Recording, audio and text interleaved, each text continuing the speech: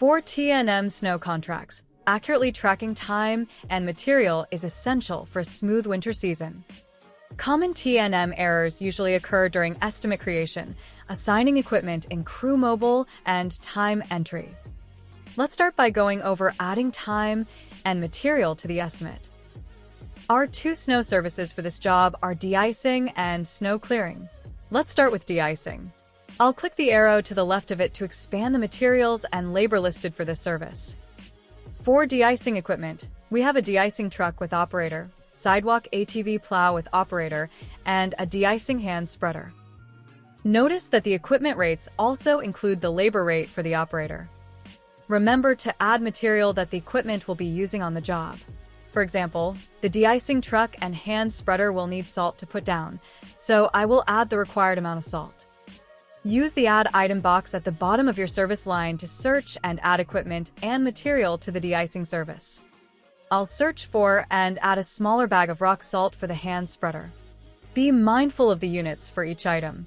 The bulk rock salt comes in quantities of tons, whereas the rock salt bag I just added comes in 50-pound bags. Make sure you also pay close attention to the equipment you add to the estimate. We have recently updated our winter equipment in Aspire to include more options.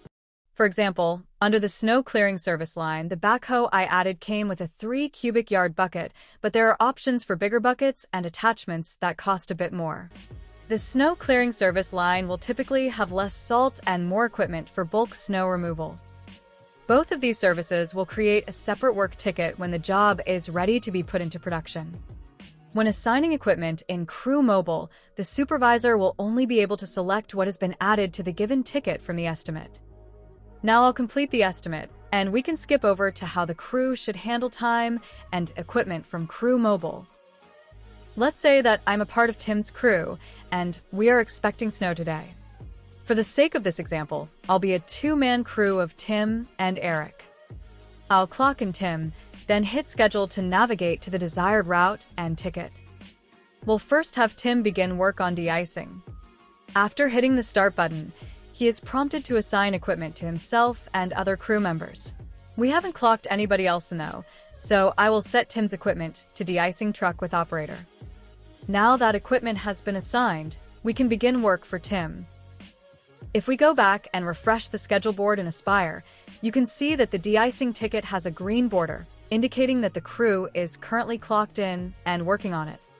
Now, let's get Eric clocked in on Crew Mobile to begin work. Make sure that the snow mode slider is enabled before clocking in to snow jobs. I'll hit clock in and schedule, then I'll navigate to Tim's route. We can see from the green highlighted service line that Tim is currently clocked into the de-icing ticket. For bigger crews, it's common for a single crew to be clocked into multiple tickets. I'll have Eric begin work on the snow clearing property. Eric is then prompted to assign equipment to the crew. Remember that Tim is already clocked into the de-icing ticket with the de-icing truck assigned to him. If I assigned him new equipment and clocked him into the snow clearing ticket with Eric, then Tim would be clocked out of the de-icing ticket, as well as his use of the de-icing truck. I'll go ahead and assign Eric the snowblower with operator and start work on snow clearing.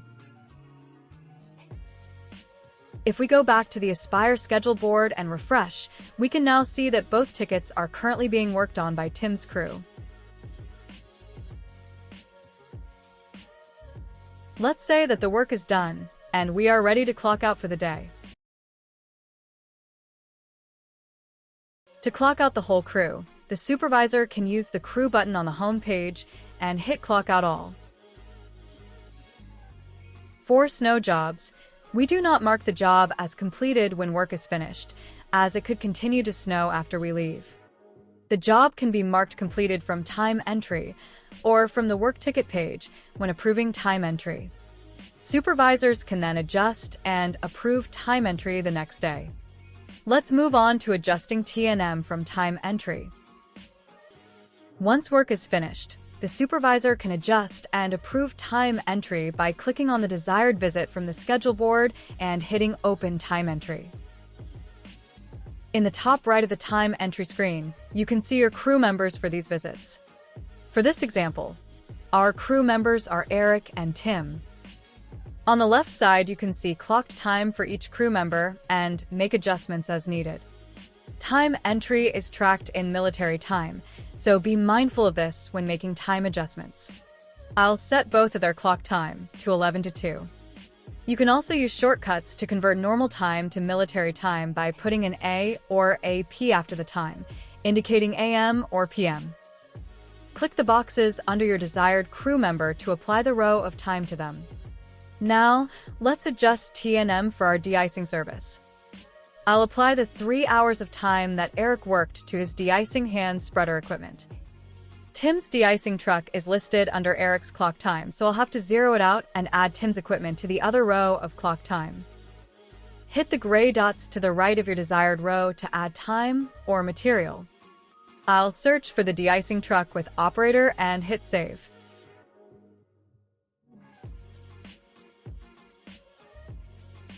Tim only worked on this ticket for 2 hours, so I'll apply his 2 hours of time to the de-icing truck. Now, let's add materials to our equipment. I'll hit the gray dots next to Tim's clock time and add the bulk rock salt to his de-icing truck. When adding materials, be mindful of the quantities for each item you're adding. I'll make sure to choose the bulk rock salt for the de-icing truck and not the smaller 50-pound quantity.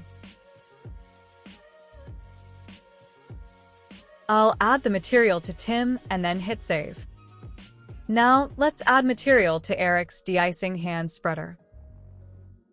For sidewalk de-icing hand spreaders, we typically use calcium chloride bags instead of rock salt. I'll search for a bag of calcium chloride and apply it to Eric.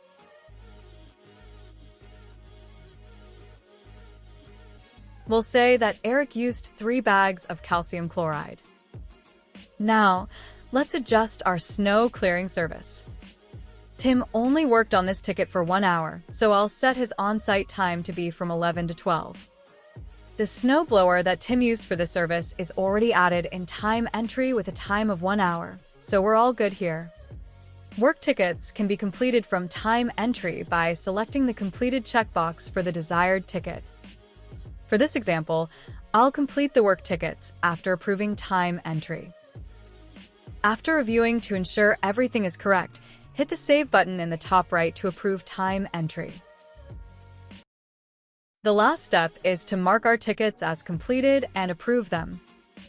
From the schedule board, click on your desired ticket and hit the blue hyperlink next to the clipboard icon to open the work ticket page. Before completing the job, it's always good to double-check the T&M calculation under the revenue box to make sure the item allocation seems correct. Click on the blue hyperlink to open the T&M breakdown. Take a look under the pricing column to make sure that items are being pulled from the estimate. If items are being pulled from our catalog, that can be a red flag that something is wrong with our T&M calculation. If everything looks good, click the gray dots in the top right and hit complete to mark the ticket as completed. The completed date will automatically be today's date, so be mindful of this if you're marking the job as completed the day after. T&M override is used if there are any T&M misses along the way, and we need to manually adjust the cost of the work ticket. Hit Save to complete. To approve this work ticket, I will click the gray dots in the top right and hit Approve. You can also do a T&M override before approving the work ticket. Hit Save to approve.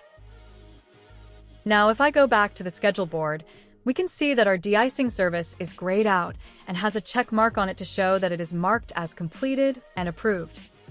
Now, let's click into the work ticket page of our snow clearing service. I'll click the blue hyperlink under Revenue to double-check the T&M calculation for this ticket. We only ended up doing an hour of snow blowing for the service, so it ended up being cheaper than initially estimated.